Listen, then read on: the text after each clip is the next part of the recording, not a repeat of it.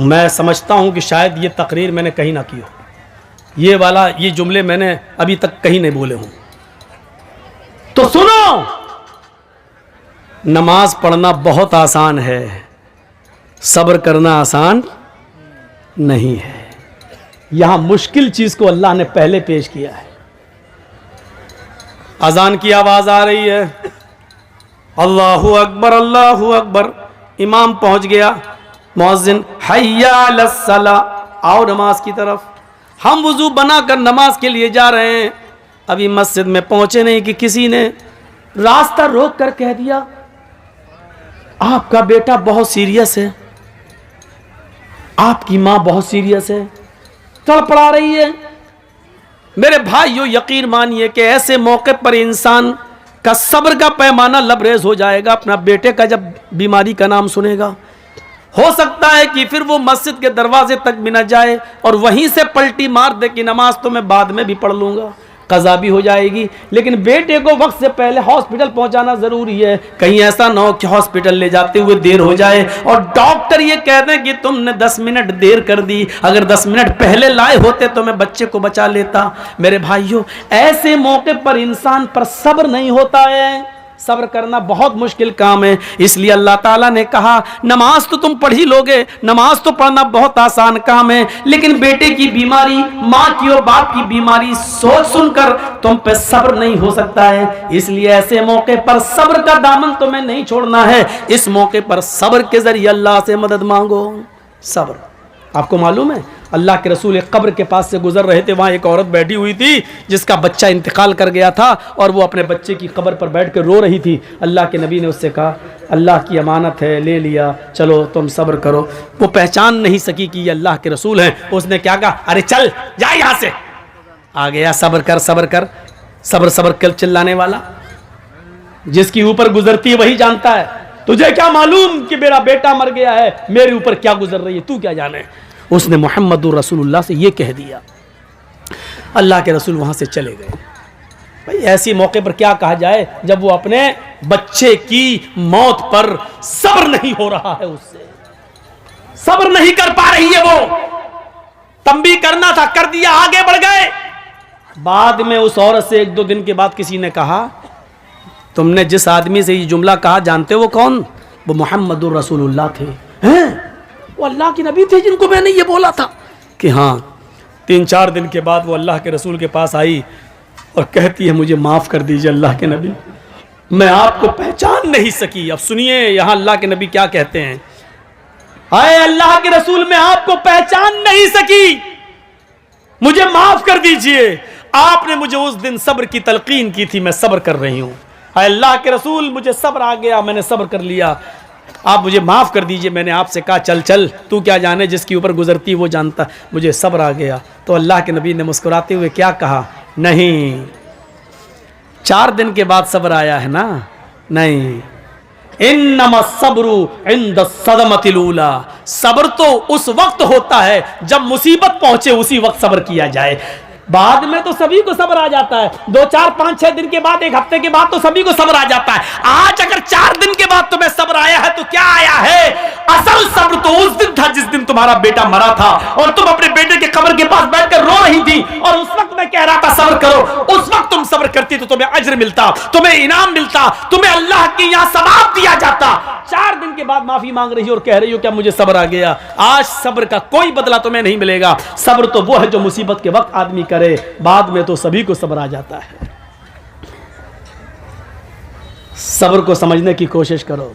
सब्र यही नहीं है, एक गांव का मुखिया है, पुलिस और एसएसपी और डीएम से उसके ताल्लुकात हैं, हम गरीब आदमी है, उसने पकड़ा थप्पड़ मारा और हम पिट गए, कुछ नहीं कह रहे उसको, क्यों? मुखिया है, अच्छे ताल्लुकात हैं, सब्र कर लिया। ये सब्र नहीं है, ये सब्र नहीं है, ये जुल्म को सहना है, ये बुज़दिली है। आपने सब्र नहीं किया, आपके दिल में यह था अगर आज इसके पावर के बराबर मैं होता या इसके बराबर मेरे पास पैसा होता या ये पोस्ट मेरी होती, तब देखें ये कैसे जुल्म करता, तब मैं इसको बताता। आप जुल्म सब्र नहीं कर रहे हैं, आप जुल्म सह रहे हैं और जुल्म को सहना एक और जुर्म है, एक और पाप है। एक और गुनाह है, एक और ये बुज़दिली आपने, मुसलमान कभी बुज़दिल नहीं होता है। मुस्लिम कौम जुल्म सहने के लिए पैदा नहीं हुई है। आपके अंदर गुस्सा है, होना चाहिए। मैं नहीं कहता हूं कि गुस्सा आप मत होइए, मैं कहता हूं कि अगर गुस्सा आपके अंदर है तो इस गुस्से को परवरिश कीजिए, उस गुस्से को पालिए।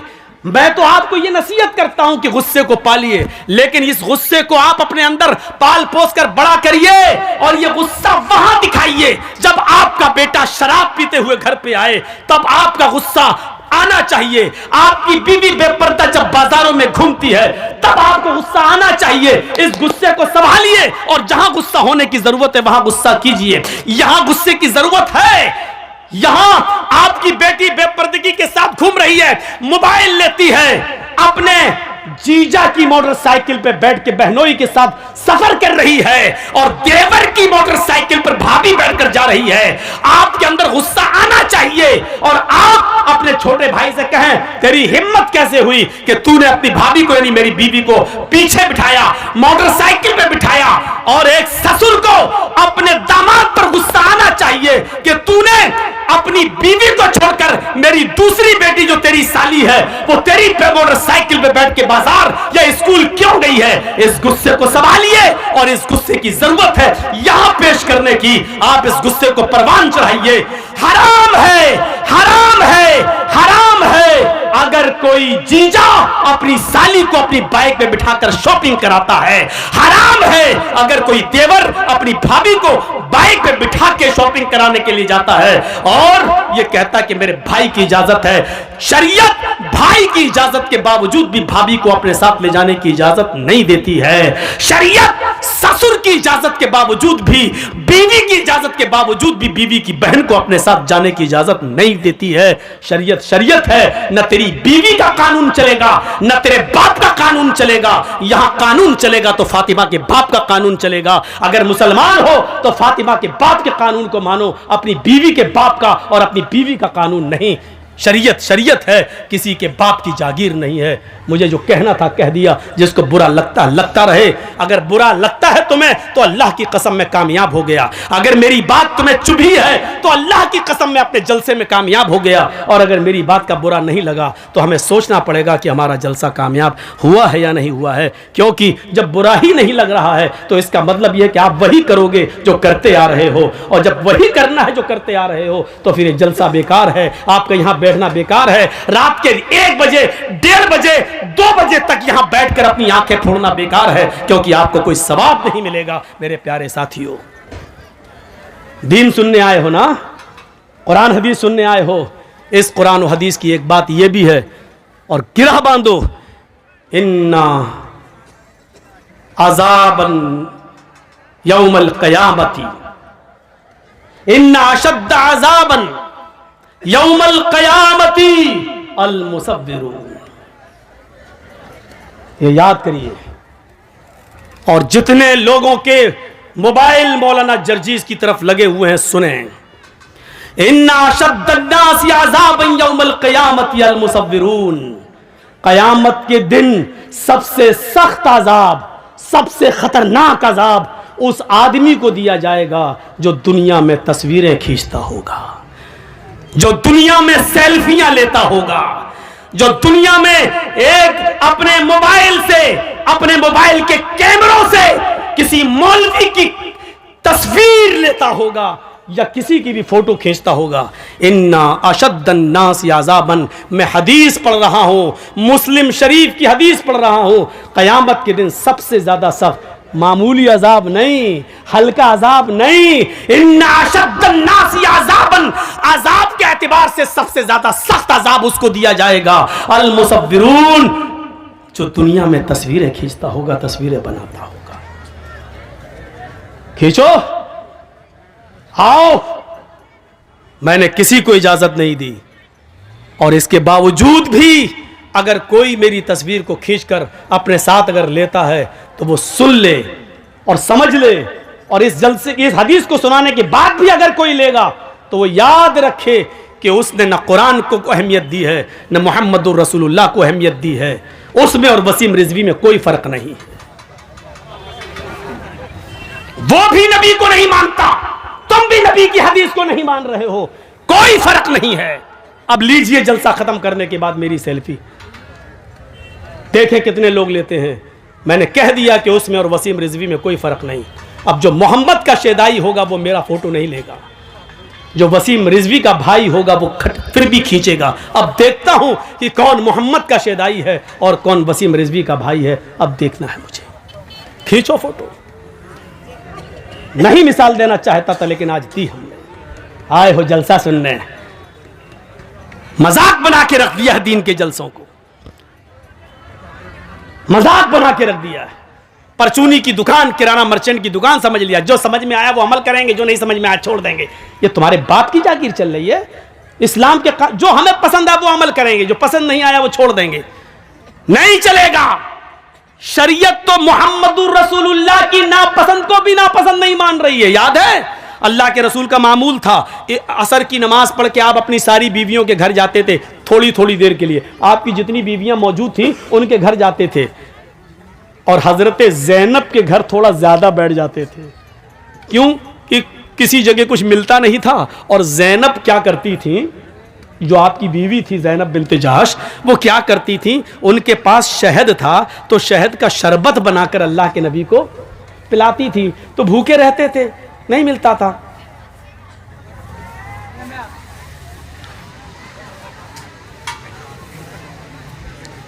कुत्ते की दुम 100 साल भी रखोगे नल के पाइप में और उसके बाद निकालोगे और ये सोचोगे सीधी हो जाएगी, सीधी नहीं हो सकती, वो टेढ़ी ही रहेगी। बिल्कुल कुत्ते की दुम सीधी नहीं हो सकती है। ऐसे ही इतना कहने के बाद भी इसका ज़मीर देखो वहीं से उठ रहा है, लग रहा है मोदी का बाप है। कोई परवाह नहीं। अरे जब इतना पेशाब लगता है तो बैठते क्यों हो? अब अल्लाह जाने पेशाब करने गए हो या मोबाइल पे बात हो गई, अब फला जगह मिलेंगे, सब यहाँ हैं। बेटा जिस स्कूल में तुम पढ़ते हो उसका हेड मास्टर रह चुका हूँ मैं। जाकर देख लो, यहाँ जर्जी साहब सुन रहे, वहाँ मेला लगा है। आई हैं लिपस्टिक लगा लगा के, ऐसा लग रहा है जैसे अपने आदमी का खून पी के आई हैं, ऐसी गहरी लिपस्टिक। और जलसों में भी क्रीम और पाउडर ऐसा चुपड़ा हुआ है जैसे लगता है कि भैंस या गाय का गोबर लीप लिया मुंह पे। जाके देखो। और अभी मेरे आने से पहले जब हम आ रहे थे तब देखिएगा क्या हाल था। जहां लड़की वही लड़के, कसम खुदा की कई जगह मिसाल दे चुका हूं। ऐसा लग रहा था जैसे एक कुतिया के पीछे 10-10 कुत्ते लगे। सुनना पड़ेगा तुम्हें नहीं, तुम्हारे बाप को भी सुनना पड़ेगा। ऐसा लग रहा है जैसे एक कुतिया के पीछे 10-10 कुत्ते। मोबाइल लेके वो इधर बोला, वो उधर जा रहा है। हकीकत में लग रहा है जैसे एक कुतिया के पीछे 10-10 कुत्ते। तू अपनी वाली हमें दिखा दे, मैं अपनी वाली तुझे दिखाऊं, ये मेरी वाली हो तेरी वाली है, ऐसा लग रहा है। ये हालत बना रखा, जलसों में भी हो रहा है, जलसों में भी। क्या बोल रहा था मैं, बताइए तो, कहां था?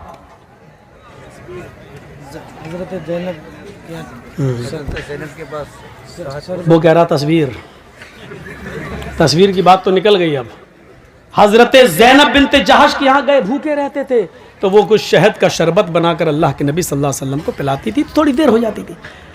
जिसकी कई बीवियां हों तो बीवियों में तो आपस में टसंग रहती ही है। अच्छा उनके यहाँ ज़्यादा क्यों बैठ जाते हैं, हमें इतना टाइम क्यों नहीं देते हैं? तो सारी बीवियों ने सलाह कर ली। क्या सलाह की? कि अल्लाह के रसूल जिसके पास भी जाएंगे, ज़ैनब के घर से निकल के जिसके भी पास जाएंगे, सारी बीवियां नबी की ये एक ही बात बोलेंगे कि आपके मुंह से तो मगाफिर की एक पौधा होता है, मगाफिर एक जड़ी बूटी होती है, उसकी बदबू आ रही है आपके मुंह से। तो अब अल्लाह के नबी ज़ैनब के घर से निकले, दूसरी बीवी के यहाँ गए, उन्होंने कहा अल्लाह के नबी आपके मुंह से तो बदबू आ रही है, हैं? बदबू कहाँ से आएगी? फिर आप दूसरी बीवी के पास गए, उन्होंने भी कहा बदबू आ रही है। जब सारी बीवियां एक ही बात कहेंगी तो दिमाग तो कबूल कर ही लेगा ना कि इसका सभी एक ही बात कह रही हैं तो इसका मतलब बदबू। और नबी अकरम को बदबू से सख्त नफरत थी। खुशबू भी आप इतनी लगाते थे कि पसीना भी टपकता था तो खुशबूदार बन जाता था। जिस नबी की हालत ये हो वो बदबू को कैसे पसंद करे? तो कहा क्या खा के आए आप ज़ैनब के घर से?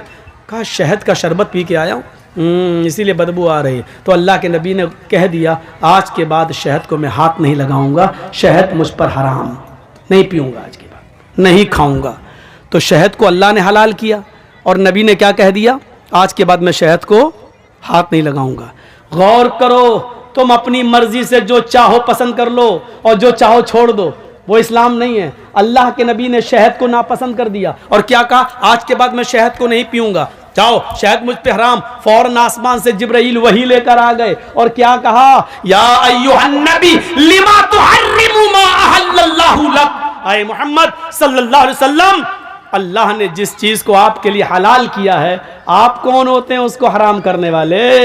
लिमा तुहर्रिमु मा अहल्लल्लाहु लक, आपने उस चीज को अपने ऊपर हराम क्यों किया है जिसको अल्लाह ने हलाल किया। इस कुरान की आयत से आपको पता चल रहा है क्या मतलब हुआ। इसका मतलब यह हुआ कि अल्लाह की तरफ से अगर कोई चीज हलाल है तो उसको हराम करने का इख्तियार और हराम करने का पावर मोहम्मदुर रसूलुल्लाह को भी हासिल नहीं है। तो फिर हमें और आपको ये कैसे हासिल हो जाएगा कि हमें जो पसंद हो वो अमल कर लें और जो चीज हमें पसंद नहीं है उस पर हम अमल ना करें। जो चीज मेरी मर्जी के मुताबिक हो उसको हम मान लें और जो चीज मेरी मर्जी के मुताबिक ना हो उसको हम छोड़ दें।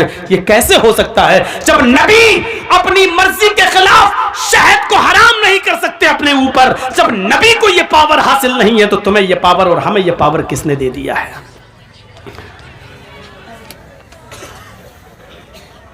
अगर इन तस्वीरों की कोई हैसियत होती तो अल्लाह की कसम अल्लाह ताला अपने नबी जनाब मोहम्मद रसूलुल्लाह की तस्वीर की हिफाजत जरूर करता। लेकिन देख लो, दुनिया में ईसाई भी मौजूद हैं, ईसाइयों के पास ईसा की तस्वीर मौजूद है, यहूदियों के पास मूसा की तस्वीर मौजूद है, दाऊदियों के पास दाऊद अलैहिस्सलाम की तस्वीर मौजूद है, इब्राहिम को मानने वालों के पास इब्राहिम की तस्वीर मौजूद है। सबने हिंदू भाइयों के पास कृष्ण जी की, रामचंद्र जी की, शंकर जी की, गणेश जी की, इनकी तस्वीरें मौजूद हैं।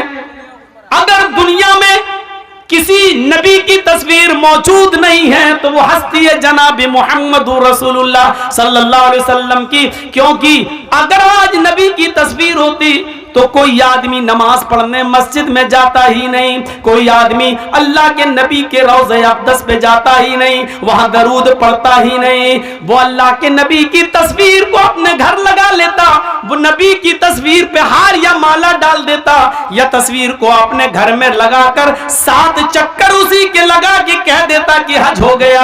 मेरे प्यारे साथियों, वो नबी अकरम की तस्वीर को छोटे छोटे टुकड़ों में लेकर उसका तावीज बनाता, उसको पहनता और फिर नबी का फोटो अखबारों में छपता, नबी का फोटो पेपरों में आता और कभी उसकी कटिंग होती और वो पैरों के नीचे रौंदा जाता। अल्लाह ताला को अपने नबी की ये रुसवाई और बेइज्जती गवारा न थी मेरे भाइयों। इसलिए अल्लाह ने जनाब मोहम्मद रसूलुल्लाह की कोई तस्वीर दुनिया में बाकी नहीं छोड़ी है, नबी का कोई फोटो बाकी नहीं छोड़ा, बल्कि नबी की जबान से ये कहलवा दिया, इन्ना अशद्दन्नासी अज़ाबन यौमल क़ियामा अल मुसव्विरून। दुनिया में क़यामत के दिन जहन्नम के अंदर सबसे सख्त अज़ाब उसको दिया जाएगा जिसने दुनिया में तस्वीरें बनाई होंगी, तस्वीरें खींची होंगी। उससे कहा जाएगा इन तस्वीरों में तू जान डाल, इन तस्वीरों में तू रूह डाल, और जाहिर है कि उन तस्वीरों में वो रूह डाल नहीं सकता। फिर अल्लाह की एक पैदा करदा मखलूक की तूने तस्वीर क्यों बनाई? जब उसमें जान डालने की ताकत नहीं थी तो तूने क्यों? आए शादियों में दूल्हा और दुल्हन के फोटो खींचने वालों, आए अपने बिस्तरों पर, अपने बेड पर शादी का मियां और बीवी का फोटो लगाकर बेड पर चिपकाने वालों, मियां और बीवी की तस्वीर अपने कमरे में लटकाने वालों, तैयार हो जाओ। इन्ना अशद्दन्नासी अज़ाबन यौमल क़ियामा, क़यामत के दिन सबसे ज्यादा सख्त अज़ाब इन्हीं को होगा जो दुनिया में तस्वीरें खींचते हैं, दुनिया में तस्वीरें बनाते हैं। और सबसे ज्यादा सख्त अज़ाब उकिलतु बिसलयूता बिजहन्नम यौमइज़िन लहा, क़यामत के दिन जहन्नम खींच कर लाई जाएगी। जहन्नम के अंदर 70,000 लगामें पड़ी होंगी और जहन्नम को खींच कर लाया जाएगा। जब जहन्नम को खींच कर लाया जाएगा, जहन्नम चीख रही होगी, और सुनो, हाँ सुनो, कुरान सुनने के लिए बुलाया, हदीस सुनने के लिए जर्जीस को दावत दी, तो सुनो, हाँ सुनो, जहन्नम जब खींच कर लाई जाएगी अल्लाह कहेगा ऐ जहन्नम क्या चाहती है? जहन्नम चीखेगी और कहेगी उकिल्तु बिसलास, आय अल्लाह मेरे अंदर 3 किस्म के लोगों को पहले डाल, 3 गुनाहगारों को मेरे अंदर पहले डाल। अल्लाह कहेगा ऐ जहन्नम बता तेरे अंदर 3 कौन से गुनाहगारों को डालो? सबसे पहले वो नाम लेगी, आय अल्लाह उकूकुल वालिदैन, माँ बाप के सताने वालों को, माँ बाप को रुलाने वालों को जहन्नम में मेरे अंदर सबसे पहले फेंक। दुनिया में जो अपने माँ बाप को सताया करते थे, माँ बाप के साथ जुल्म करते थे, माँ बाप को नजरअंदाज करते थे, माँ बाप को खून के आंसू रुलाते थे, पाल पोस कर माँ बाप ने बड़ा किया, उनको अजियत और तकलीफ देते थे, उनको तू जहन्नम के अंदर मेरे पेट में पहले डाल। अल्लाह जहन्नम की ख्वाहिश पूरी करेगा और माँ बाप के नाफरमानों को जहन्नम के अंदर डाल दिया जाएगा। फिर जहन्नम कहेगी शैखुन जानिन, हाय अल्लाह मेरे अंदर बूढ़ा आदमी जो दुनिया में जिना करता था, बूढ़े लोग जो दुनिया में जिना करते थे, बुढ़ापे के बावजूद वो लड़कियों की जिस्मों से खेला करते थे, उनकी इज्जतों को तार तार करते थे, उनको बहला फुसाकर और उनको गलत काम के लिए आमादा करते थे। ऐ अल्लाह उन बूढ़े, उन बुजुर्ग जिनाकार लोगों को तू मेरे अंदर डाल। नौजवान से तो एक बार गलती होती है, वो जवानी का नशा है, हालांकि वो भी जहन्नम में सजा भुगतेंगे, वो अपने हिसाब किताब के बाद जहन्नम में जाएंगे, लेकिन जहन्नम जिनको मांग रही है वो कह रही है कि मेरे अंदर बूढ़े जिनाकारों को, बूढ़े जानियों को तू मेरे अंदर डाल, जिन्होंने बुढ़ापे के बाद भी, जबकि उस उम्र में शहावत कम हो जाती है, इस उम्र में शहावत की कमी हो जाती है, इसके बावजूद उन्होंने लड़कियों की इज्जत से खिलवाड़ किया। आय अल्लाह इस बूढ़े जानी को तू जहन्नम के अंदर डाल। अल्लाह बूढ़ा जना करने वाले बूढ़ों को भी जहन्नम के अंदर डाल देगा। कहे अल्लाह एक मखलूक और रह गई है, तो उसको भी मेरे अंदर डाल। अल्लाह कहेगा बता कौन सी मखलूक है? अल मुसव्विरून, जहन्नम चीख कर कहेगी तस्वीर बनाने वालों को, तस्वीर खींचने वालों को, फोटो बनाने वालों, फोटो खींचने वालों को अल्लाह जहन्नम मुतालबा करेगी, जहन्नम पूछेगी, जहन्नम अल्लाह से मांगेगी और अल्लाह जहन्नम की फरियाद पूरी करेगा और जहन्नम में इन तस्वीर बनाने वालों को, तस्वीर खींचने वालों को भी डाल दिया जाएगा। एक चीज होती है मजबूरी में किसी चीज की इजाजत देना। पासपोर्ट बनवाना है, जरूरत है। आधार कार्ड में आपका फोटो लगना है, जरूरत है, खींच सकते हो। बैंक में पासबुक के अंदर और बैंक में आपका फोटो लगना है, आप दे सकते हैं। ड्राइविंग लाइसेंस में आपका फोटो लगेगा, आप दे सकते हैं। ये चीज जायज है, जरूरत है, आप दीजिए। बिना जरूरत क्यों? एक आदमी वीडियो में किसी की तकरीर रिकॉर्ड करता है, लेकिन अपने पास रखने के लिए तो गलत है, लेकिन उसको आम करता है और जाहिर करता है और दूसरी जगह पहुंचाता है, तो एक जरूरत है। क्योंकि ये तकरीर आज जिक्रा में हो रही है, तो जाहिर है कि इसको यूपी और बिहार और उड़ीसा वाले नहीं सुन पा रहे हैं। अब वो चाहता है कि ये तकरीर जो जिक्रा में हुई पूरा हिंदुस्तान सुने, पूरी दुनिया सुने, और उसको नश्र करके दूसरी जगह पहुंचा रहा है। तो ऐसी जगह पर उसकी वीडियो बनाकर तकरीर की गर्ज से डाला जा सकता है, लेकिन उसमें कटिंग करके ये हरामीपना है। तो मेरे भाइयों, किसी को पावर नहीं है, अपनी मनपसंद चीज़ों को ले लो और अपनी मनपसंद चीज़ों को छोड़ दो। ये इस्लाम नहीं है। पसंद आए तब भी, ना पसंद आए तब भी लेना पड़ेगा। फजर में कौन उठना चाहता है? कोई उठना चाहता है? सर्दी के दिनों में होंठ से होंठ टकरा, सर्दी लग रही है, ठंडे पानी से वुजू बना रहा, कौन चाहता है कि अपने नरम गरम बिस्तर से उठे, कंबल हटाए, लिहाफ हटाए, रजाई को दूर करे, ठंडे पानी से वुजू बनाए और मस्जिद में जाए? कौन चाहता है? कोई नहीं चाहता है। दिल तो नहीं चाहता, लेकिन करना पड़ेगा, चाहे तुम्हारा दिल गवारा करे चाहे न करे। क्योंकि अल्लाह की जन्नत इतनी आसान नहीं है कि बिस्तर पर लेटे रहो, तुम उसके लिए उठकर 2 रकात नमाज भी न पढ़ सको और उम्मीद रखो कि अल्लाह तुम्हें जन्नत दे दे।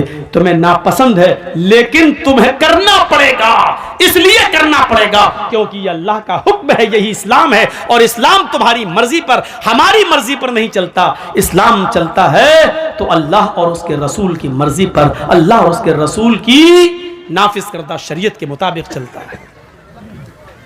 साहबा ने कुर्बानियां क्यों दी हैं, अपनी जानें क्यों दी हैं, इसको सोचिए। हमें भी वो कुर्बानियां देने की जरूरत है। कौन आदमी ऐसा है जो ये चाहता कि अपनी जान दे, लेकिन साहबा अल्लाह के रसूल मुझे इस जंग में ले चलिए, मैं चाहता हूं कि शहीद हो जाऊं, मैं चाहता हूं कि जंग लड़ूं, या तो काफिरों को मारूं या शहीद कर दिया जाऊं। अल्लाह के नबी उनको कबूल कर रहे हैं, ले रहे हैं, और वो जा रहे हैं और लड़ रहे हैं और शहीद हो रहे हैं। क्यों? क्योंकि अल्लाह के नबी ने फरमाया शहीद जब कत्ल किया जाता है, उसके खून का पहला कतरा जब जमीन पर गिरता है तो अल्लाह उसके सारे गुनाह को माफ कर देता है। शहीद कयामत के दिन जब अपनी कब्र से उठेगा तो उन्हीं कपड़ों में उठेगा जिन कपड़ों में वो शहीद हुआ है, और उसी जगह से उसका खून बह रहा होगा, टपक रहा होगा, जिस जगह खंजर, जिस जगह तलवार या जिस जगह गोली लगी है। इस हाल में उठेगा कि उसके जिस्म से खून गिर रहा होगा। अल्लाह ताला उसके जिस्म से गिरते हुए खून को देखकर कहेगा फरिश्तों, इस बंदे का क्या हिसाब लूं, इससे क्या पूछताछ करूं, ये तो मेरे लिए अपनी पूरी जमीन और जायदाद और जान सब कुछ देकर चला आया, इससे क्या मैं पूछूं, इसने तो सब कुछ मेरी राह में कुर्बान कर दिया था, इसने तो अपनी जान तक मेरी राह में दे दी थी। जाओ, मैंने इसको बख्श दिया, इसको जन्नत के अंदर दाखिल कर दो, इसको जन्नत के अंदर ले जाओ। फरिश्ते उसको जन्नत में ले जा रहे होंगे। फरिश्ते पूछेंगे तुम्हारी कोई और तमन्ना है? जन्नत की नेमतों को शहीद देखेगा, जन्नत की नेमतों को शहीद देखेगा। फिर फरिश्ते पूछेंगे कुछ और चाहते हो? तो फरिश्ते कहेंगे हाँ एक तमन्ना और है। कहा क्या है? कहा है फरिश्तों अल्लाह से दुआ करो, अल्लाह से कहो मेरी एक तमन्ना यह है कि वो मुझे दुनिया में दोबारा भेज दे, मैं दोबारा जंग करना चाहता हूं, दोबारा काफिरों से लड़ना चाहूंगा, और फिर मैं चाहूंगा कि फिर मैं शहीद हो जाऊं, फिर मैं जन्नत में लाया जाऊं। क्योंकि शहीद का इतना बड़ा इज्जत, इतना बड़ा इकराम कि शहीद जन्नत की नेमतों को देखकर कहेगा अल्लाह मैं चाहता हूं कि मुझे बार बार दुनिया में भेज, मैं बार बार कत्ल किया जाऊं और बार बार जन्नत में आऊं, और तू बार बार पूछे कि तेरी तमन्ना क्या है, मैं फिर कहूं कि अल्लाह मुझे दुनिया में भेज और मुझे कत्ल किया जाए और फिर मैं जन्नत में आऊं। जरा गौर करो कि शहीदों का इनाम कितना बड़ा होगा, शहीद का इनाम कितना बड़ा होगा कि शहीद जन्नत की नेमत में देखने के बाद भी हर उसमें है नहीं। फरिश्ते पूछ रहे हैं कुछ और चाहते हो? अब जन्नत में किसी चीज की कमी तो है नहीं, फिर भी फरिश्ते पूछ रहे हैं कुछ और चाहते हो? कि हाँ क्या? दुनिया में दोबारा जाना चाहता हूं, नक्तुल, फिर कत्ल होना चाहता हूं, फिर जन्नत में आना चाहता हूं। यह तमन्ना होती है। लेकिन फरिश्ते कहेंगे नहीं, जो रूह एक बार हमारे पास आ जाती है वो दुनिया में दोबारा लौट कर नहीं जाती। अब तुम्हें दुनिया में दोबारा नहीं भेजा जाएगा। जब शहीद को दुनिया में दोबारा इंसान की शक्ल में नहीं भेजा जा सकता, यहां तो बहुत बड़े बड़े बुजुर्गों की रूहें आती हमारे घरों में, शब बारात के हलवे खाने, खिचड़े खाने और पता नहीं क्या क्या करने।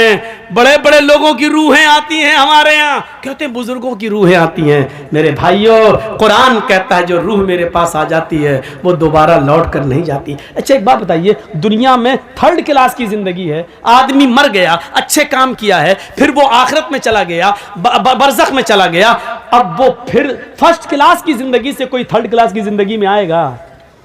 मौलाना जर्जिस बहुत अच्छे नेक अमल किए, अब हम मर गए, अब हम मरने के बाद अल्लाह ने मुझे आला इल्लीन के अंदर मेरी रूह को दाखिल कर दिया, अब हम दुनिया में दोबारा आना चाहेंगे, उन नेमतों को छोड़कर दुनिया में हम दोबारा आएंगे, फिर फायदा क्या है? दुनिया की थर्ड क्लास की जिंदगी को छोड़कर हम फर्स्ट क्लास में अच्छी जिंदगी में गए हैं, फिर हम दुनिया में क्यों आना चाहेंगे? मेरे भाइयों, जो बुजुर्ग दुनिया की जिंदगी में अमल करके अल्लाह को प्यारे हो गए हैं, वो अल्लाह के पास से लौटकर दुनिया में दोबारा क्यों आना चाहेंगे? इतनी मोटी सी बात हमारी आपकी अकल में नहीं आती है। मेरे भाइयों, जिस आपके जिक्रा गांव के अंदर अगर मुझे पकड़ के मारा जाए, ठूसा जाए, अच्छा कमीना पिछली साल तू क्यों नहीं आया था, है बोल, ये अब पकड़ के कोई हमें बांध के मारे, फिर दोबारा हम जिक्रा गांव में प्रोग्राम देंगे? कभी नहीं देंगे। एक बार जो आदमी यहां मार खा चुका हो, दोबारा क्यों वो उस गांव में प्रोग्राम देगा? मेरे भाइयों, जो आदमी दुनिया में मुसीबतें बर्दाश्त करके, नेक अमल करके, फजर की नमाजों में सर्दियों में उठकर तकलीफें बर्दाश्त करके उसने अच्छी जिंदगी जिंदगी पाई हो, इल्लीन के अंदर मकाम पाया हो, जन्नत की खिड़की उसके लिए खोल दी गई हो, फिर वो दुनिया में दोबारा उससे कहा जाए चले तो दोबारा क्यों आएगा? फिर हम क्यों जाएं और अमल करें? फिर क्यों हम नमाजें पढ़ने के लिए जाएं? हमें अल्लाह ने जब ये इनाम दे दिया तो हम दुनिया में क्यों जाएं? मेरे भाइयों, फिर वो दुनिया में दोबारा तकलीफ उठाने के लिए क्यों आएगा? इतनी मोटी सी बात हमें और आपको समझना चाहिए। और यही बात हम बड़े प्यार से कहते हैं तो हमारे भाई कहते हैं, ओह ये आ गया मौलवी जिसने इसकी तकरीर सुनी, काफिर, इन दौर से निकलो। उत्तर प्रदेश के अंदर यही तो गेम खेला जा रहा है, लड़ो और लड़ाओ, मुसलमानों को आपस में बांटो। इलेक्शन के मौके पर इसको मंत्र पढ़वाया गया, क्यों? जानते हो, मकसद सिर्फ जितेंद्र त्यागी नहीं है, मकसद है पूरा शिया समुदाय को अलग करना और सुन्नियों को अलग करना। ये दोनों अलग हो गए और शियों के वोट अगर बीजेपी को मिल गए तो बस बीजेपी 2022 के चुनाव में फिर आ रही है यूपी के अंदर। ये मकसद है।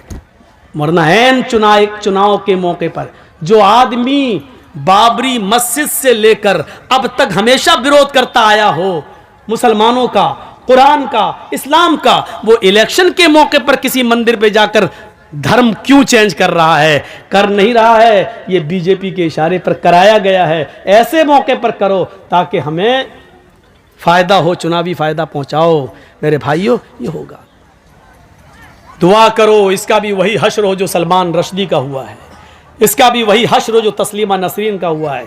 आपको मालूम है कुरान के ऊपर जिन लोगों ने एतराज़ात किए उनका हश्र क्या हुआ? तस्लीमा नसरीन ने पहले लज्जा किताब लिखी, इस्लाम पर कीचड़ उछाला, दूसरे लोगों ने बड़ी इज्जत की, आओ आओ बहुत अच्छा काम किया।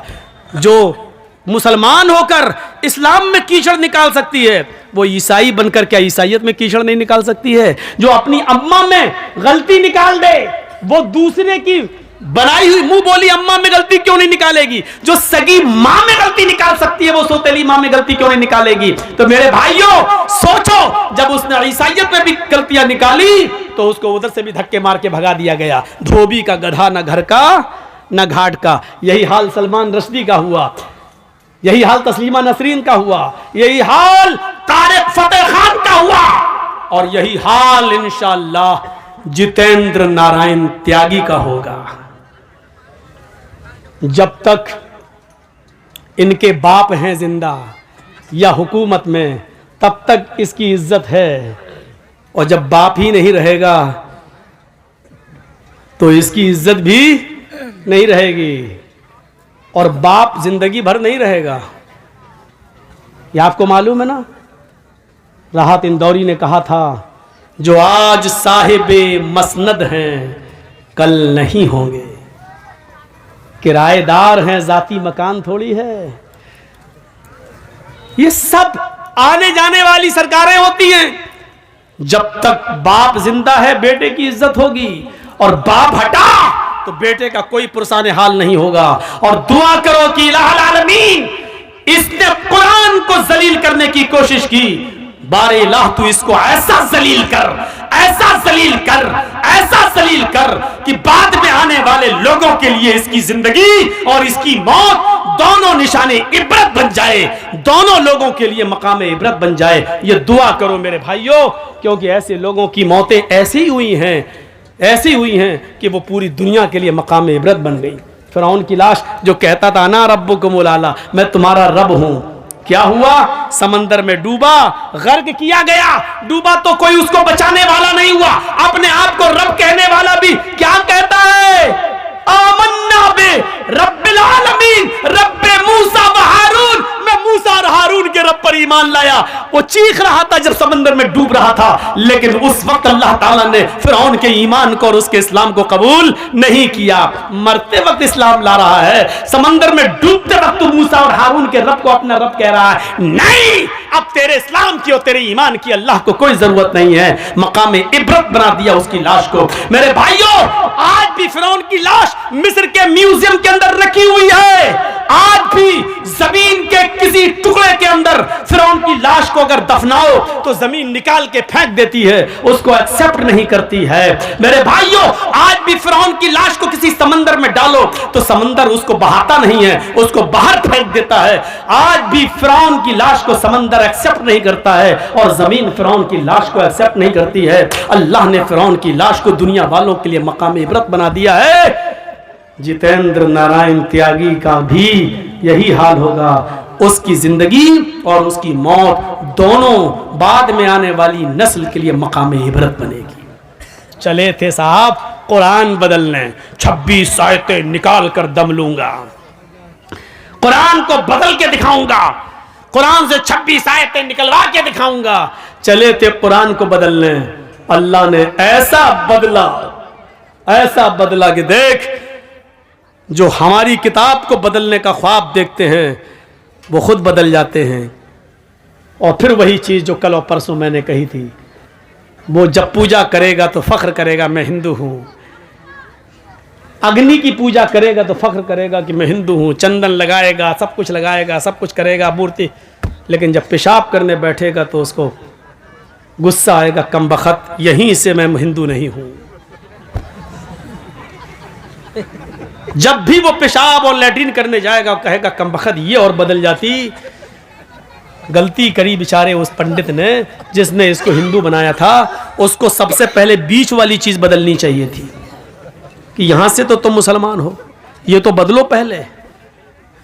हो सकता है हुकूमतें फोन कर रही हो, जापान, जर्मन, अमेरिका, कि भाई बीच वाली चीज़ को चेंज करने का और नॉर्मल जैसे बच्चा पैदा होता उसी तरीके से हो जाए, ऐसी कोई सर्जरी है? ऐसी कोई सर्जरी मिल नहीं रही है। शायद उन लोगों ने ये कहा हो कि नहीं साहब, बेहतर इसी में है कि इसका खतना ख़त्म कराने के लिए आपको पूरी की पूरी गायब करना पड़ेगी। हो सकता है कि इसको बाद में हिंदू भाई ये कहने के लिए ख़त्म कराओ, ये खतना हमें जीने नहीं दे रहा है, ये हमारे धर्म में कलंक बन रहा है, इसको ख़त्म करो। और जब अगर बीच वाली चीज को खत्म कर दिया तो तुम फिर बीच ही वाले बन जाओगे, ना मर्द रहोगे ना औरत, फिर जिंदगी भर। देखा अल्लाह ने कैसे बदला। चले थे कुरान बदलने, अल्लाह ने ऐसा बदला कि बीच वाला बनने की नौबत आ गई। अगर ऑपरेशन हो गया और बीच वाली चीज कट गई तो फिर रह क्या गया। और अगर नहीं बदली तो जिंदगी भर साला कोसता रहेगा अपने आप को, कमबख्त, हो सकता देखे भी नहीं, हट ऐसे करके भाग जाए। जनेऊ कहां बांधेगा? जनेऊ सोचो कहां पहुंचा दिया अल्लाह ने। और पेशाब तो आदमी दिन भर में 2-3 बार तो करता ही करता है, यानी इसको एहसास होगा कि हमने क्या किया है। कभी हो ना हो पेशाब करते वक्त एहसास जरूर होगा। अब हो सकता है कि एक मौके पर और एहसास हो, अब तो त्यागी हो गए ना, तो अब बीवी तो छोड़ के भाग गई है, अब उधर उनकी शादी हो सकती है, 7 फेरे लग सकते हैं, तो हो सकता है कि उस औरत से अपनी उस बीवी से जब मिलने जाए तब वो भी कहे हट हट, तू तो मुसलमान है, हम तो हिंदू से शादी किए, तुझसे थोड़ी किए। और अगर हिंदू है तो फिर तू हिंदू वाली मशीन लेके आ। अब सोचो कि कितनी जगह ये फटकार। अच्छा सिर्फ सोचो बस, अल्लाह ने कितना जलील कर दिया है इसको, कहां पहुंचा दिया है इसको। इसलिए कभी कुरान का मजाक मत उड़ाना मेरे भाइयों, कभी हदीस का मजाक मत उड़ाना। हम गुनाहगार हैं, अपने आप को गुनाहगार समझना, लेकिन कभी ये मत कहना कि मोहम्मद रसूलुल्लाह ने ऐसा क्यों कहा। नहीं, सहाबा किराम ने अपने खून से सींचा है इस इस्लाम को, कभी मजाक मत उड़ाना। मौलवी जर्जीस ने फोटो तस्वीरें सब बताई हैं, इसको अपने दिल पर मत लेना। ये सोचना कि जर्जीस ने सुनाया क्या है, ये उसी नबी का फरमान है जिस नबी का पीछा इस तयागी ने किया है। 12 और नबी की 11, मोहम्मद की 11 बीवी। एतराज करता था ना, मोहम्मद की 11 बीवी पर बड़ा एतराज था। जिस धर्म में गया है उस धर्म में कृष्ण कन्हैया जी की 16,108 थी। चला मुंह खोल अपना थूथड़ा, क्या बोलेगा? चुपचाप है, खामोश है, नहीं बोल पाएगा, नहीं बोल पाएगा। क्यों? जिस चीज जिस मकसद के लिए गया है वो उसको पूरी हो रही है, केसों से बचने के लिए और जो घोटाले और घपले किए तो उससे बचने के लिए और मजीद दौलत पाने के लिए जहां गया था। इंसान दौलत के लिए इंसान क्या करता है, इसीलिए हजरत अली रजी अल्लाह तआला अन्हु ने फरमाया था, इर्तहलत दुनिया मुदबिरतन वर्तहलतिल आखिरतु मुकबिलतन वलिकुल्लि वाहिदतिन मिनहुमा बनून कूनू मिन अबनाइल आखिरा वला तकूनू मिन अबनाइद दुनिया। सुनो मेरे भाइयों, हजरत अली ने क्या कहा था, बुखारी शरीफ की हदीस के अल्फाज हैं। हजरत अली कहते हैं, इर्तहालत दुनिया मुदबिरतन, लोगों ये दुनिया जो है जिसके पीछे तुम पड़े हो, सोना और चांदी, दौलत, पैसा और माल जिसके पीछे तुम पड़े हो, ये दुनिया तुम्हें पीठ दिखाकर भाग रही है। वर्तहालतिल आखिरतु मुकबिलतन, और आखिरत तुम्हारे सामने आ रही है, आखिरत तुम्हारे सामने आ रही है। अच्छा सुनिए, मेरी उम्र इस वक्त 40 के करीब हो चुकी है, 1-2 साल ऊपर ही है, कम नहीं है। तो 40 साल का मतलब क्या हुआ है, 40 साल, मान लीजिए अल्लाह ने मेरी जिंदगी 70 साल की दी है, तो इसका मतलब क्या हुआ, एक मिसाल दे रहा हूं, 40 साल दुनिया ने मुझे पीठ दिखा दिया है, दुनिया मुझे पीठ दिखा चुकी है, 40 साल मुझे पीछे छोड़ चुकी है, दुनिया ने मुझे 40 साल का पीठ दिखा दी है। यानी अब जर्जीस ये चाहे कि ये 40 साल मुझे दोबारा मिल जाए तो ये दुनिया जर्जीस को वो खोए हुए वो 40 साल वापस नहीं कर सकती है। वल आखिरतु मुकबिल, और आखिरत जो है वर्तहलतिल आखिरतु मुकबिलतन, और आखिरत सामना कर रही है। यानी 40 साल हमारी दुनिया से छूट गए और आखिरत के 40 साल हम करीब हो गए, यानी आखिरत आ रही है और दुनिया पीछे जा रही है। तो अल्लाह के नबी क्या फरमाते, हजरत अली क्या कहते हैं, दुनिया दुनिया दुनिया पीठ दिखा रही है, आखिरत तुम्हारा मुकाबला कर रही है। दुनिया जैसे जैसे तुम्हें छोड़ती जा रही है, आखिरत वैसी वैसे तुम्हारे करीब आती जा रही है। और इन दोनों में से हर एक के बेटे हैं, हर एक की औलादें, यानी दुनिया के भी बेटे हैं और आखिरत के भी बेटे हैं, दुनिया के भी बेटे हैं और आखिरत के भी बेटे हैं। वलिकुल्लि वाहिदतिन मिनहुमा बनून, इन दोनों में से हर एक की औलादें हैं, दुनिया की भी औलाद है और आखिरत की भी औलाद है। तकून कूनू कूनू मिन अबनाइल आखिरा, आखिरत की औलाद बनो, वला तकूनू मिन अबनाइद दुनिया, दुनिया के बेटे मत बनो, दुनिया की औलाद मत बनो, दुनिया की औलाद मत बनो, यानी दुनिया की दौलत में मत फंसो, सोने और चांदी के पीछे मत पड़ो, बल्कि आखिरत की औलाद बनो, यानी आखिरत कमाओ, एक एक नेकी को गनीमत जानो, एक एक सवाब के काम को करो, एक एक अच्छा काम करो, आखिरत की औलाद बनो।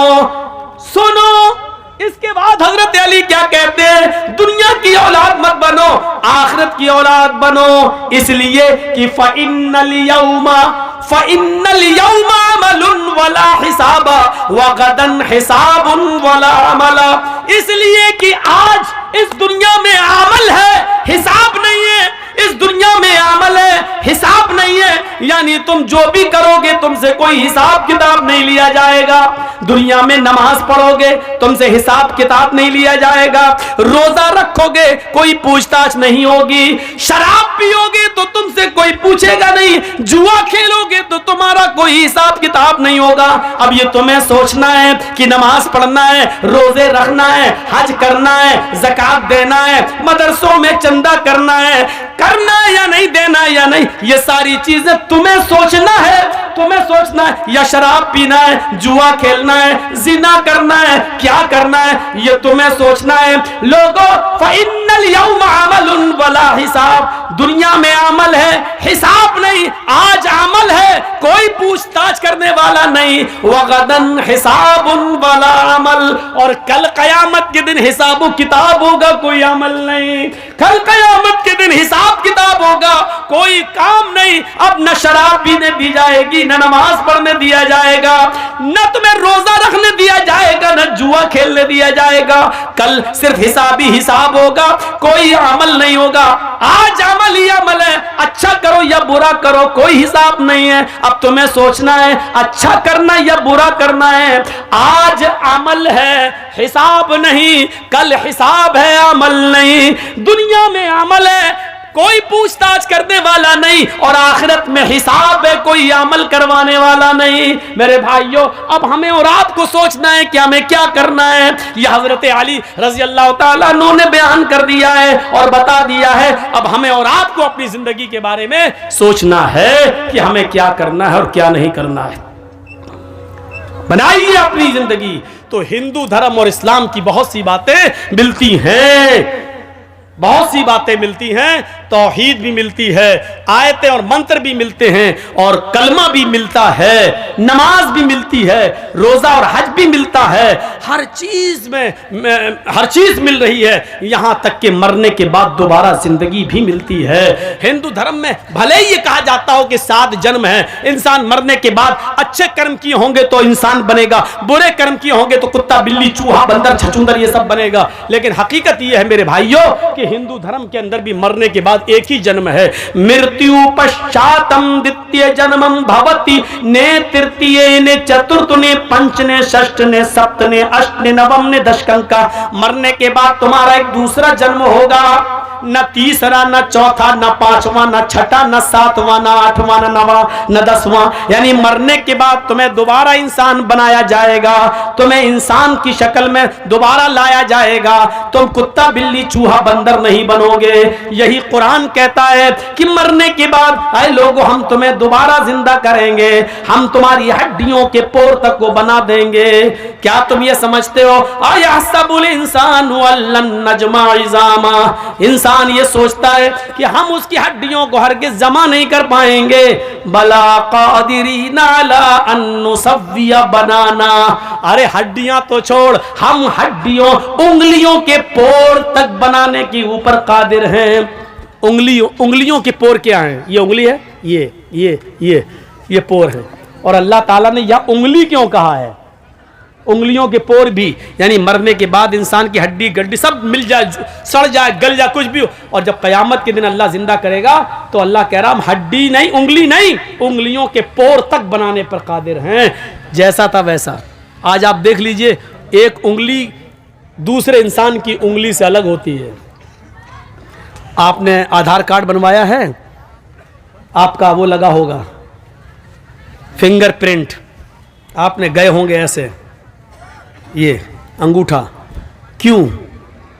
हर इंसान की एक उंगली पूरी दुनिया के इंसानों की उंगली से टच नहीं हो सकती है। देखने में बराबर लग रही है, एक जैसी है, लेकिन हर एक की अलग अलग है। मौलाना जर्जीस साहब ने इंडिया में पासपोर्ट बनवाया, फिर नेपाल चले गए, नेपाल की भी नेशनलिटी ले ली, एक मिसाल दे रहा हूं, और उधर से पासपोर्ट बनवा लिया। अब जैसे ही पासपोर्ट बनवाने जा रहे हैं, उसने कहा चलिए फिंगरप्रिंट दीजिए। जैसे ही फिंगर हाथ रखा उंगली, उसने साफ कह दिया कि ये पासपोर्ट तो मोहम्मद जर्जीस के नाम से इंडिया में बन चुका है। फिंगरप्रिंट आपका बता रहा है कि आपका ये पासपोर्ट बन चुका है, और आप यहाँ नाम बदल रहे हैं, जमील अख्तर रख रहे हैं, आप नाम यहाँ पर बदल कर आप हारून, इदरीस, मूसा, ईसा ये सब रख रहे हैं। आपका नाम तो मोहम्मद जर्जीस है और ये आपका पासपोर्ट बन चुका है। लीजिए, छोरी छुपे आप नेपाल के रहने वाले हैं, किसी तरह इंडिया में घुस गए, इंडिया से पासपोर्ट बनवा लिया। एक पासपोर्ट आपने उधर नेपाल में भी बनवा रखा है, आपका नेपाल का पासपोर्ट मोहम्मद जमील के नाम से है, और इंडिया का पासपोर्ट आपका मान लीजिए मोहम्मद इदरीस के नाम से है। आप किसी तरीके से वीज़ा ईज़ा लेके दुबई, अमेरिका कहीं जा रहे हैं, वहां जैसे ही पहुंचते हैं वहां फिंगरप्रिंट लिया जाता है, पता चलता है कि आप मोहम्मद इदरीस नहीं हैं, आप मोहम्मद जमील हैं, और आप इंडिया से आए हैं, आपका पासपोर्ट बन चुका है नेपाल में मोहम्मद जमील के नाम से। वहीं पर पुलिस पकड़ेगी और आपको नेपाल की गवर्नमेंट के हवाले कर दिया जाएगा और भेज दिया जाएगा। जब उंगली, एक उंगली दूसरे अलग, अल्लाह ताला उसी उंगलियों से हर इंसान को, उसके पोर से और उसके फिंगर से हर इंसान को अलग अलग जिंदा करेगा।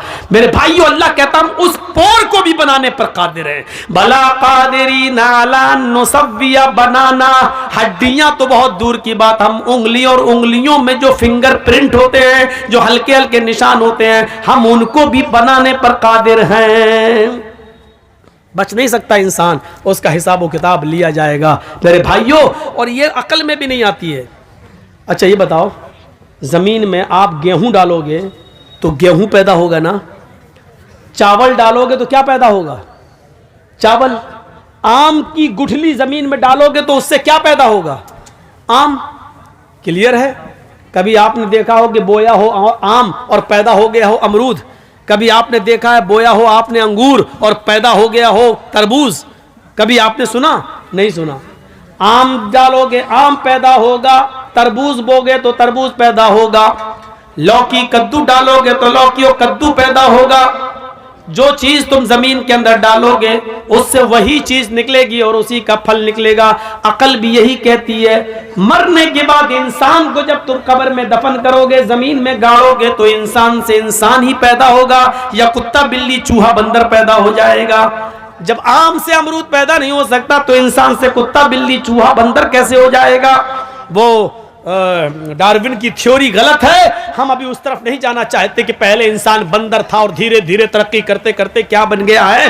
हम अभी उस तरफ नहीं जाना चाहते हैं और न हम उस साइंस को और उसके पन्नों को हम यहाँ छेड़ना चाहते हैं। हमारे सामने नस्ल और कौम भी वैसी होनी चाहिए जो उस तरीके की तकरीरों को समझ सके।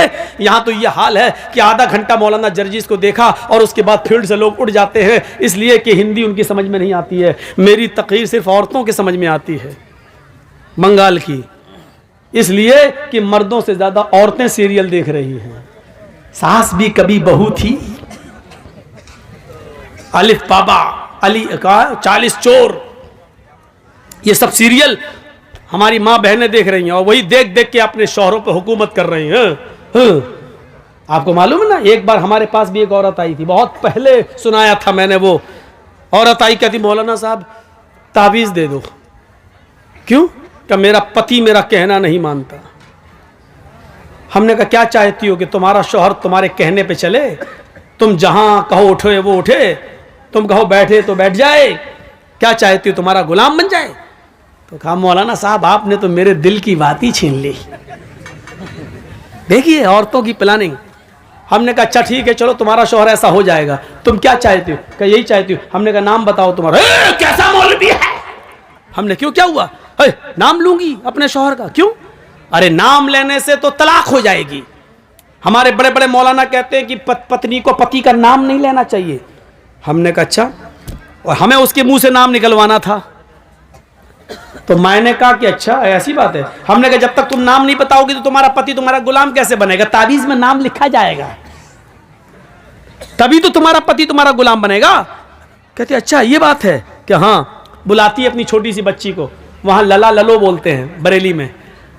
लड़के को लला, लड़की को ललो। ललो इधर आ। हाँ क्या तेरे पापा का क्या नाम है? बच्ची कहती है रहमतुल्लाह। मेरे पापा का नाम रहमतुल्लाह। हमने कहा रहमतुल्लाह? हाँ हाँ हाँ हाँ। हमने कहा ये तो रहमतुल्लाह बता रही है कि हाँ यही नाम है। हमने कहा क्या नाम है? कहा यही जो बताया बच्ची ने। फिर भी नहीं बोल रही, वो भी बड़ी ढीठ है। तो हमने कहा क्या नाम है? ये बच्ची सही से नहीं बोल रही कि वही बोल रही है। सही है क्या? क्या है बच्ची? रहमतुल्लाह। हमने कहा रहमतुल्लाह कि हाँ हाँ जो आप बोल रहे हैं वही है। तो हमने कहा ये नाम तो तुम्हें लेना पड़ता है। कहा कभी नहीं लेती हूं। हमने कहा तो इसका मतलब तुम नमाज नहीं पढ़ती हो? कहा नहीं नमाज 5 टाइम की पढ़ती हूं। हमने कहा नमाज पढ़ती हूं उसमें तो नाम आता है? कहा नहीं आता है। हमने कहा नमाज पढ़ती हूं तो सलाम नहीं फेरती हो? क्या फेरती हूं? हमने कहा उसमें तो आता है अस्सलामु अलैकुम बरहमतुल्लाह। रहमतुल्लाह आता है कि नहीं आता है? तो कहती है जब वो नाम आता तो नहीं लेती हूं। तो हमने कहा फिर क्या कहती हो? तो कहती जब वो नाम आता तो मैं कह देती हूं अस्सलामु अलैकुम ललो के अब्बा। मैं नाम नहीं लेती हूं। अस्सलामु अलैकुम ललो के अब्बा, अस्सलामु अलैकुम ललो के अब्बा। बताइए ये हाल है। अल्लाह की कसम उस औरत ने ये जुमले कहे हैं, मुझसे कहे कि मैं नाम नहीं लेती हूं। हमारे मौलवियों ने कहा कि नाम लेंगे तो तलाक हो जाएगी। बताइए, लोगों ने यह बता रखा है, जबकि बीवी अपने पति का, बीवी अपने शौहर का नाम ले तो यह सुन्नत है, यह सुन्नत है। देखिए, अल्लाह के नबी अपनी बीवी आयशा से कहते हैं, आयशा जब तुम नाराज होती हो तो मैं समझ जाता हूं कि तुम मुझसे नाराज हो, और जब तुम मुझसे खुश होती हो तो मैं समझ जाता हूं कि तुम मुझसे खुश हो। हजरत आयशा ने कहा, अल्लाह के नबी कैसे? मैं तो कभी जाहिर नहीं होने देती हूं अपनी नाराजगी, फिर आप कैसे समझ जाते हैं? मैं नाराज भी होती हूं तो हम जाहिर नहीं होने देते कि मैं नाराज हूं, फिर आप कैसे समझ जाते हैं? फरमाया, आयशा शौहर हूं तुम्हारा, चेहरा पढ़ता हूं, जानता हूं तुम्हें। का नहीं, बताइए आप मेरी नाराजगी का पता कैसे लगाते हो? फरमाया, आयशा जब तुम मुझसे नाराज होती हो तो कहती हो किसी बात पर, इब्राहिम के रब की कसम। क्या कहती हो? नहीं नहीं, इब्राहिम के रब की कसम मैंने ऐसा नहीं किया, इब्राहिम के रब की कसम मैंने खाना खा लिया, इब्राहिम के रब की कसम। जब तुम मुझसे नाराज होती हो तो कहती हो इब्राहिम के रब की कसम, और जब तुम मुझसे खुश होती हो तो कहती हो मोहम्मद के रब की कसम। मोहम्मद के रब की कसम, मैंने खाना खा लिया, आप दिखाइए। अल्लाह के नबी, मोहम्मद आपके रब की कसम, मोहम्मद के रब की कसम। आयशा जब तुम मेरा नाम लेती हो तो मैं समझ जाता हूं कि तुम मुझसे खुश हो। आयशा की उम्र कितनी है? 9 साल।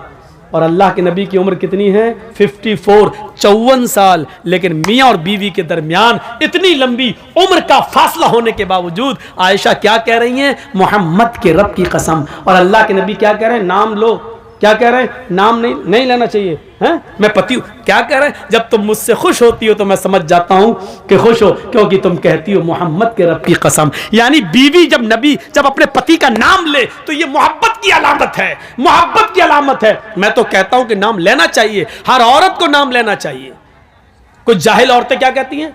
बच्चे का नाम है फरीद तो अपने पति को बुलाएंगी, आदमी का नाम है सलीम तो ये सलीम नहीं, ए फरीद के पापा सुनो। और जब तक फरीद नहीं था तब तक क्या कहती थी? शादी तो तेरी सलीम से हुई है ना, फरीद तो 1 साल के बाद आया है ना। 1 साल तक वो क्या था? ए जी, ओ जी, बस। कहां तुमने अपने आप को बना लिया? ए जी सुनो, अजी सुनो। और जब बच्चा पैदा हो गया, ए फरीद के पापा, ए नसीम के पापा। ये अजीब सिस्टम है, नाम लो डंके की चोट पर। तो मेरे भाइयों, हजरत फातिमा ने भी क्या कहा था? आए अली, जब मेरा इंतकाल हो जाए तो मुझे रात की तारीकी में, इशा के बाद मुझे कब्रिस्तान ले जाना दफनाने के लिए, दिन के उजाले में नहीं। फातिमा ने नाम लिया, अली जब मेरा इंतकाल हो जाए तो दिन के उजाले में मुझे दफन मत करना, कब्रिस्तान मुझे इशा के बाद ले जाना। फरमाया, फातिमा ऐसा क्यों कह रही हो? अगर तुम्हारा इंतकाल फजर के बाद हो जाए तो क्या मैं इशा के बाद ले जाऊं? तुम्हारे नबी ने, तुम्हारे अब्बू ने तो कहा मैयत को जल्दी कब्रिस्तान ले जाओ। कहा सब कुछ ठीक है, लेकिन मुझे रात में कब्र में ले जाना, रात में दफनाना। कहा क्यों? कहा अली मैं नहीं चाहती हूं कि मेरे मुर्दा जिस्म पर पड़े हुए कफन पर भी किसी गैर मर्द की नजर पड़े। मेरे मुर्दा जिस्म पर पड़े हुए कफन पर भी किसी गैर मर्द की नजर पड़े। यह था पर्दा। यहां तो एक कुतिया के पीछे 10-10 कुत्ते लगे। सीखो पर्दा, यह पर्दा था। मेरे मुर्दा जिस्म पर पड़े हुए कफन पर भी किसी गैर मर्द की नजर ना पड़े। ये दिया है मोहम्मद की बेटी फातिमा ने इस्लाम का पर्दा। ये बताया है मोहम्मद की बेटी फातिमा ने कि पर्दा ये होता है, और इसी की दावत दी और इसी की तबलीग की है। मेरे प्यारे साथियों, मैंने 2 बज गया है और मुझे 11:15 बजे, 11:30 बजे स्टेज पे लाया गया था। मैंने कुछ नहीं बोला कि मौलाना मोतियुर रहमान साहब चंदा कर रहे हैं।